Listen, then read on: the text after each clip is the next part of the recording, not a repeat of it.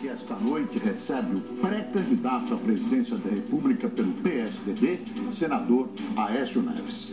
Senador, o Brasil tem feito uma política exterior, eu diria, ensimesmada em direção ao Mercosul, basicamente. O senhor pretende alterar essa política externa brasileira atualmente desenvolvida pela presidente Dilma?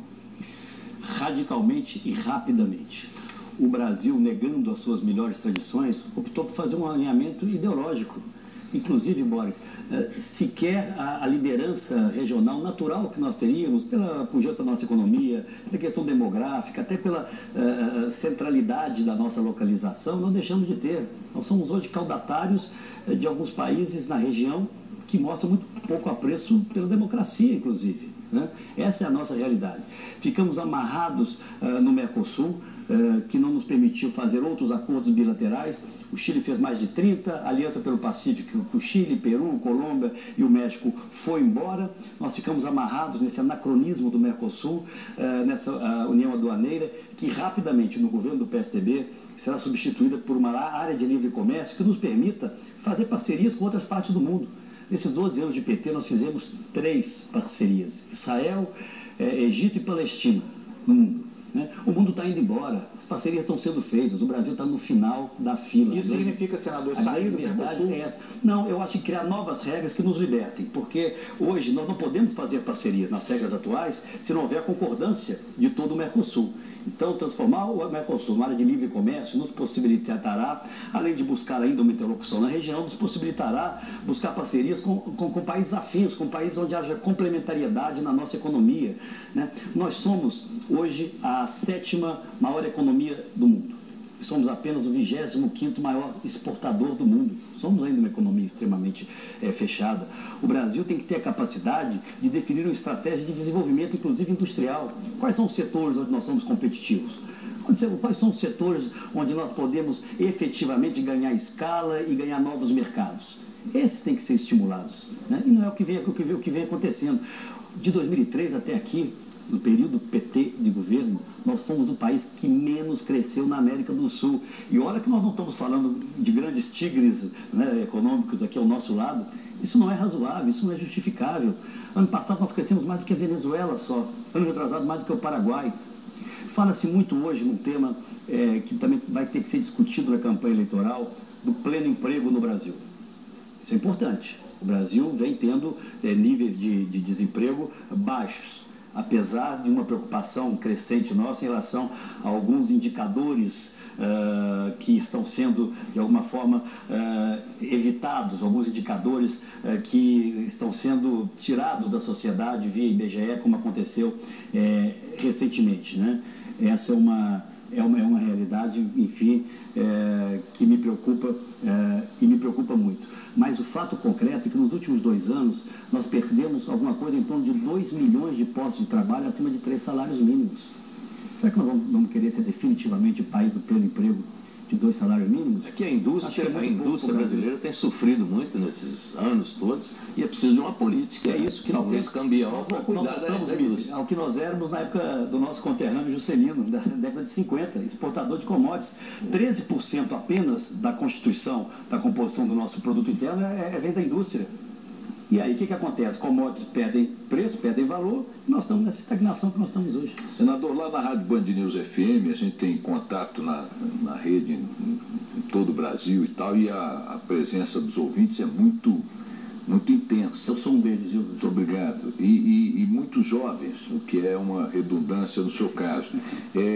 E eu percebo claramente que há, o Mita já fez referência a isso, um sentimento de descrença, de até animosidade, né, em relação à política como um todo e aos políticos em particular.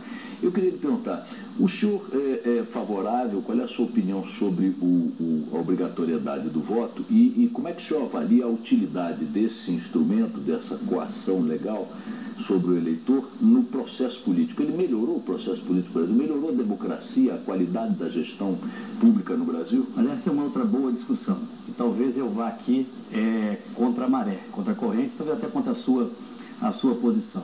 É sempre moderno falar, é uma demanda que vem de setores da sociedade, de que o voto facultativo é melhor, a não obrigatoriedade do voto. Talvez numa democracia mais sólida, mais testada, isso seja um encaminhamento natural. E acho até que nós chegaremos um dia lá. O que eu temo nesse instante no Brasil, e estou aqui falando com vocês de forma absolutamente franca, né? São as minhas verdades às quais eu me referi. Eu temo que o voto facultativo, com essa descrença que existe hoje, vai fortalecer na definição das eleições o peso do voto conduzido hoje, das transferências de renda, por um lado, que é uma antiga cesta básica, né, do voto dos coronéis antigamente, que é o voto casado ali com os instrumentos de transferência de renda, e o voto extremamente ideológico na outra ponta. Eu temo que é uma experiência que eu acho que é uma discussão que vai ter que ser feita, é uma experiência que em determinado momento nós vamos ouvir. Eu temo que hoje isso significa uma menor representatividade dos eleitos. Nós vamos ter certamente uma presença muito menor nas urnas e uma ponderada, uma presença mais decisiva do voto conduzido, vamos dizer assim, ou do voto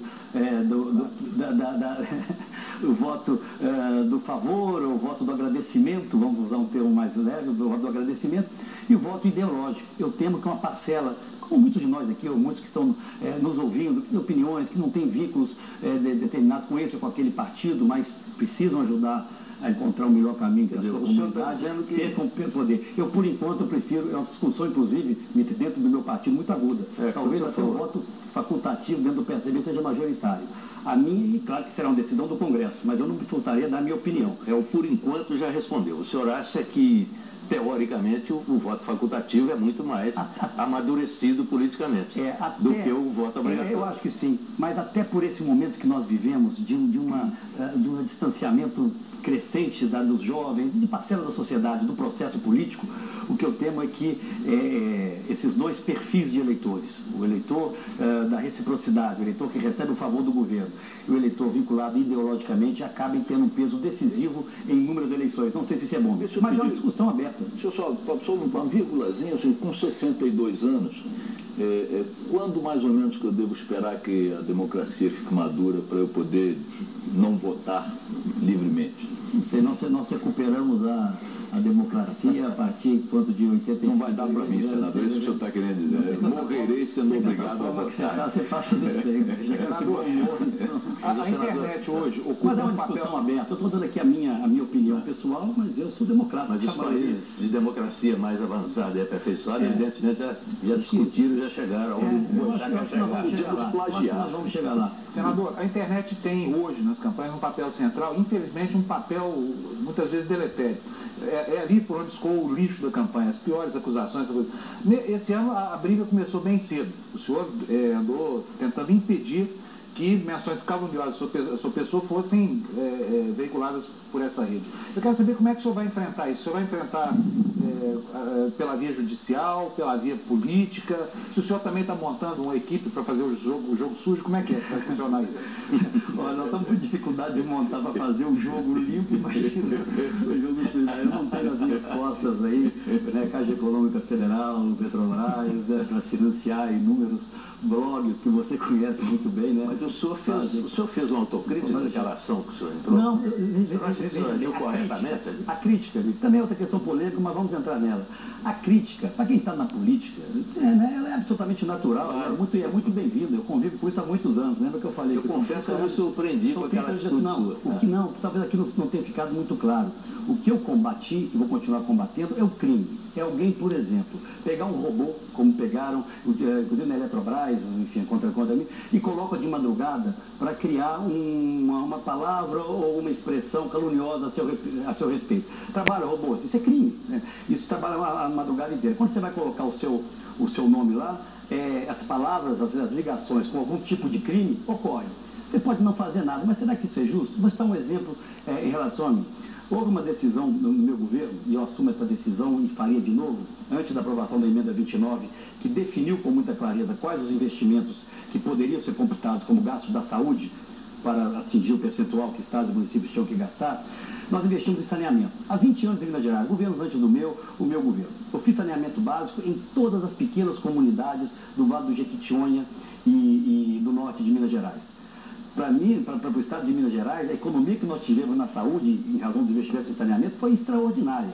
Então, ok. Após a emenda 29, isso não poderia mais ser computado. Eu aprovei a emenda 29 e, obviamente, fizemos de outra forma, não nos recursos da saúde.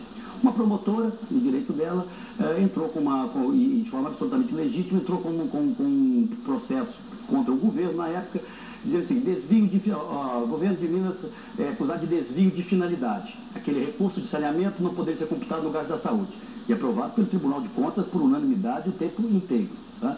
Aí o que faz esses blogs? Um desses blogs um desses sites pagos pelo governo federal, pode dizer, o governo do Aécio é acusado de desvio. Fica aí, não desvio de finalidade. Isso significou o quê? Colocaram robôs nessa história, tinha 50 mil sites espalhados pelo Brasil, dizendo que a Aécio é acusado de desvio. Você bota lá Aécio Neves, na Wikipédia, lá no Google, Aécio Neves. Aécio Neves, primeiro que tiver acusado de desvio de 4 bilhões de reais, era o dinheiro que foi gasto no saneamento. Então, esse tipo de coisa é crime. Eu não acho que a minha filha, que as pessoas que, enfim, acompanham meu trabalho, na hora que acessarem meu nome, devam ter uma mentira como resposta. Tentei de todas as formas e entrei com uma ação para impedir a utilização de mecanismos que são proibidos na rede. E basicamente isso. Isso acontece com várias outras calúnias. Agora, vamos ter que conviver com isso. Eu acho que está ficando claro, sabe, para as pessoas, essa utilização perversa, né, por determinados setores da maior conquista do nosso tempo, que é a internet, que é a rede, é a informação. Né? Eu acho que nós vamos aprendendo com isso. Senador, duas áreas, uma urbana e a outra nem tanto, embora um pouco urbana também, tem servido de palco para manifestações cada vez mais tensas e com reações igualmente, eu diria até hostis por parte dos governantes. Uma é na questão agrária, outra na questão da habitação. O movimento sem teto cresce visivelmente nos centros urbanos, com ocupações, com resistência, com ações como o governador Alckmin aqui em Pinheirinhos, por exemplo, reintegração de posse, enfim, a polícia cuidando dessa área social na base do cacetete, da bomba e tal, e o outro é um movimento de reforma agrária, onde o próprio Stedley do MST me disse claramente, aliás, declarou isso publicamente também, falou para mim numa entrevista e falou em público também que o governo Dilma foi um fracasso na questão da reforma agrária, a despeito do MST ser um aliado histórico eleitoral do PT. Na reforma agrária e na questão da habitação popular, o que o senhor poderia dizer, tendo em vista a tensão crescente dos dois movimentos? Nós voltamos, inclusive, para a questão de segurança. O governo da presidente Dilma, começando pelo final, fez menos reforma agrária que o governo do presidente Geisel, no regime áureo, né, mais agudo da nossa ditadura. Né? Por quê? Houve um certo aparelhamento desses movimentos por parte do governo. Então você não percebeu ao longo desses últimos anos reações maiores. O assentamento, ele é necessário, mas ele tem que vir acompanhado de quê? De condições das pessoas assentadas viverem, porque senão nós voltamos àquela equação antiga e corriqueira na história do Brasil. Do assentado, depois passar para outro, que passa para outro, que vende ali ilegalmente, e não há o assentamento, que é o objetivo efetivo da reforma agrária. Planejamento, metas.